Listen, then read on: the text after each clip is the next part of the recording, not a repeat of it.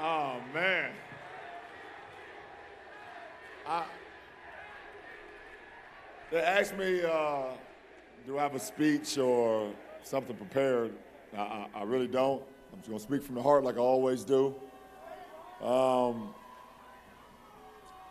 This, what's going on right now is still so surreal to me. It still hasn't hit me what actually happened. For some crazy ass reason, I believe like I'm gonna wake up and it's gonna be like game 4 all over again. I'm like, shit, we down 2-1 still. Like, I swear, I keep feeling that because it's so surreal. And I was talking to my wife, and I'm like, babe, we did it. Like,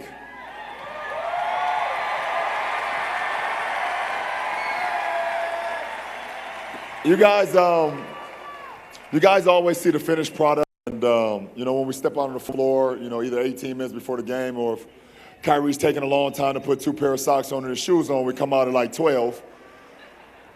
You guys see it from that point to the end of the game, but what you guys do not see is the hard work behind the scenes when all these cameras and all these lights and everything is not around. And I heard a lot of thank you LeBrons today, and thanks for coming home and thanks for keeping your promise, but I really, you guys really should be thanking all the guys up here, to be honest.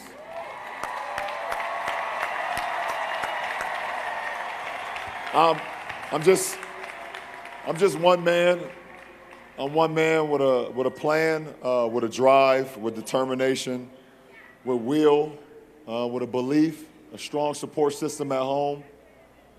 But I'm just one guy, and I look over here and I look at Jordan McRae, a young guy that came to our team, from the D League, and just automatically, just bought into what we wanted to do. And he was ready to do anything that we asked from him, being a young guy. And to my brother, JJ, that I seen a lot of things there was like LeBron James makes 6 straight finals appearances.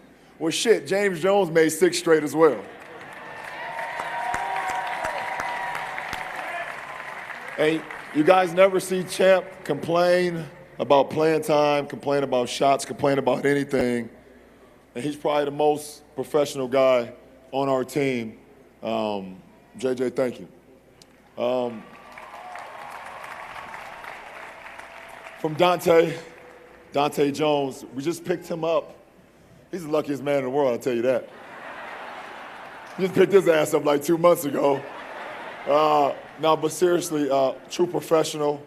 Competing against this guy, you always knew that you got to be locked in. Every time he stepped on the floor. And then when he got on the team, you just saw how great of a teammate he was. And also another guy that will give anything. And you guys saw that in our game 6 at home. J.R. Smith picks up 3 fouls. Iman Shumpert picks up 3 fouls. RJ had 3 fouls at halftime. And Coach Lou and myself and Kyrie, we had a lot of faith in Dante, and Dante had faith in himself and gave us a huge boost to close out that quarter in Game 6. So thank you, Dante. Mo Williams, having Mo back. Me and Mo had some unfinished business last time we was together in 09 and 10. Making it to the Eastern Conference Finals, losing to Orlando. Making it to the second round, losing to Boston. And we went our separate ways.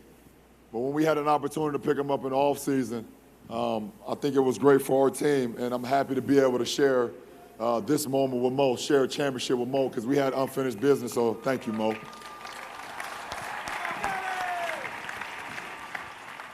To the young God, a.k.a. Kyrie Irving, a.k.a. Uncle Drew, Byrie, whatever y'all want to call him. This guy, he thought I was blowing smoke up his ass early in the season when I said he can be the best point guard in our league and also be an MVP in our league.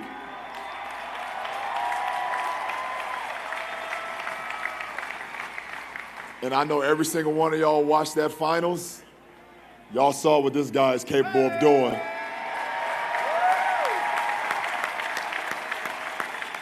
And he's only 24. Oh, my goodness. He's only 24. He don't reach his prime for another 3 years. Thank you, Kyrie. J.R. Smith. You guys all heard the stories. False. Everything about J.R. is not a team player. You can't win with J.R. on your team. J.R. takes bad shots. Y'all heard them weak-ass stories. But when our GM came to me and said that we had an opportunity to get J.R. Smith from the New York Knicks, by the way, the New York Knicks said it was just, J.R. was a throw-in, by the way. Yeah, we'll leave that to the side. But I was like, I would love to have J.R. Smith. I know J.R. Smith, and I know what he's capable of doing. And he showed not only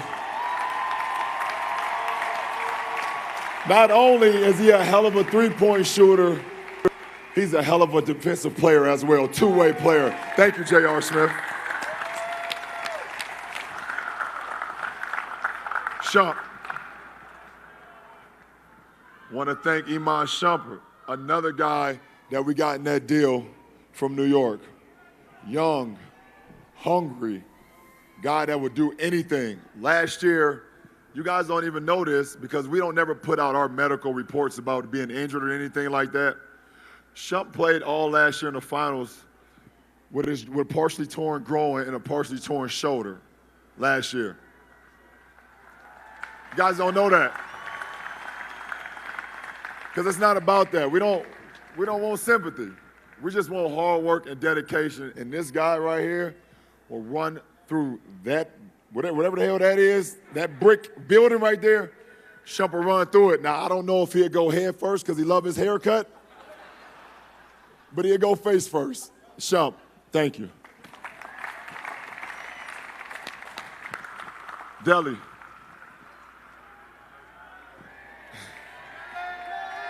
Yeah, and he deserves that. He deserves that. If it was a bear right here, and it was Deli right here, and I shot the ball, and I was wondering who was going to get to the ball first, Deli would tear that damn bear up. And y'all saw it for the last 2 years, Deli giving everything. He damn near gave his life last year in the finals. Had to go to the hospital after one of our finals games. That's a guy who's dedicated, who never cared about guys saying that Deli's not fast enough, Deli's not strong enough, Deli can't shoot it well enough, Deli's not an NBA player. Well, guess what? Deli's a champion. Thank you, Deli.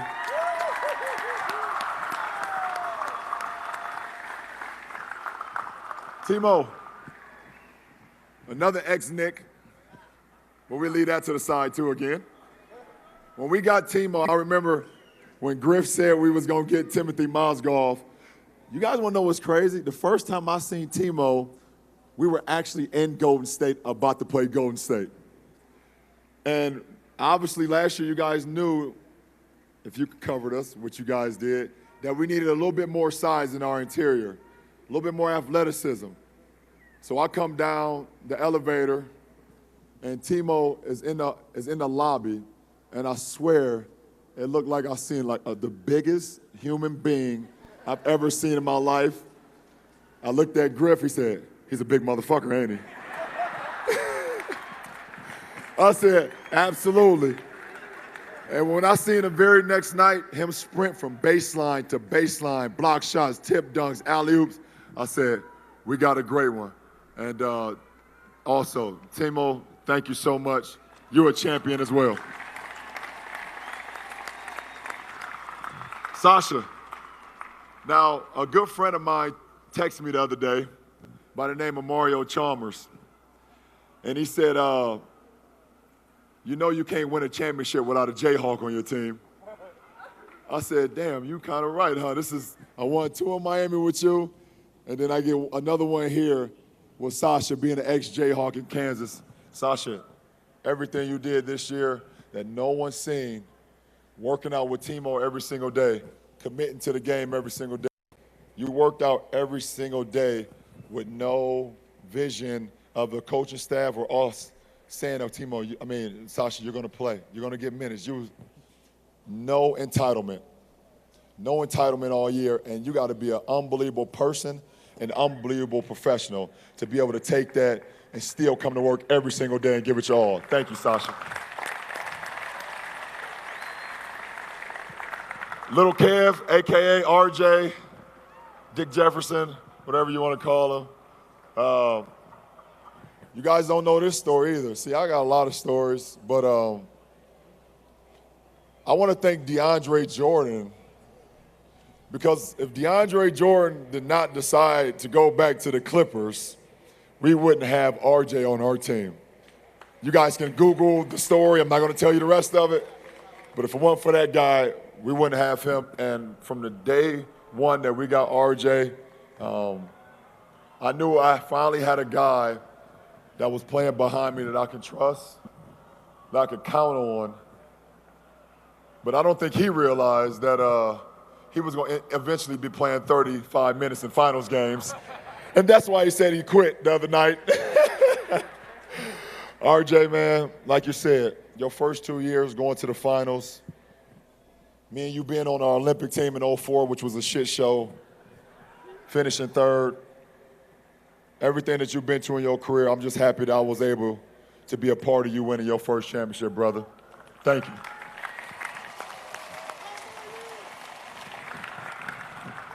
Big Kev, Kevin Love, wow. What y'all saying back there? Kevin Love? Oh, turn around.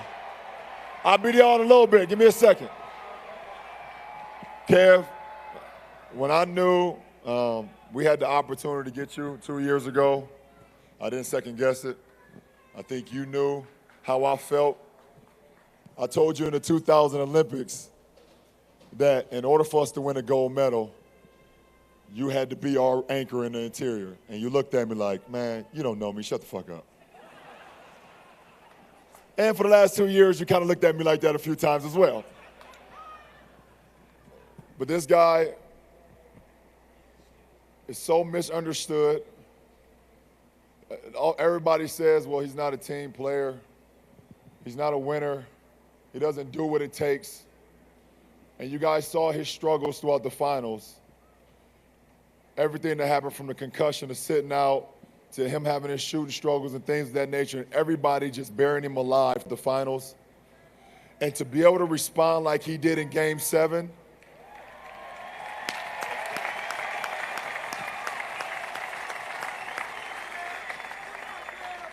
that's what real men do. They respond in their most adverse times. And we talk about the shot, we talk about the block, but the stop,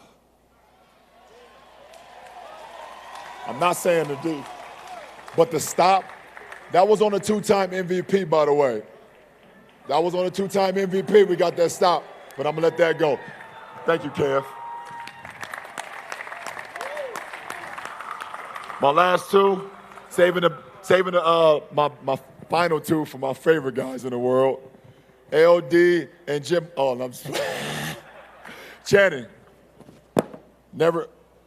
I didn't know you, man, before you got here, but I knew what you was capable of doing on the floor, and when we had the opportunity to get you, I asked RJ one question. I said, what type of guy is he? He said, you're gonna love him. I said, well, bring him on. And from the day one that you got here, man, you've been nothing short of amazing, both on the floor, but mostly off the floor, man. You are one of the greatest, funniest guys in the world. And, but also you're a true professional, man. And I'm happy to be able to be along the ride to help win a championship with you. Thank you, Channing.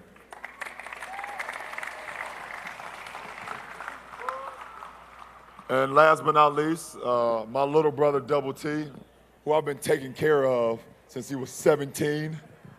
And, you know, just to see this guy grow every single day, it's been unbelievable to be a part of it. Double T, you're amazing. They talk about someone being reliable. I mean, 390 straight games. That's reliable. Knowing when you get on the court There's going to be that guy there every single night. That's a treat to have, man. And I love you, little bro, always and forever, man. I love all of y'all, man. Thanks to all of y'all, dog. I really appreciate it. So I thank you for all the LeBron wishes and coming home wishes and all that, but I'm nothing without this group behind me, man. I'm nothing without the coaching staff. I'm nothing without the city. You guys are unbelievable, and these guys told me I got to turn around, so I'm nothing without y'all. I love all of y'all. I love all of y'all, and shit, let's get ready for next year.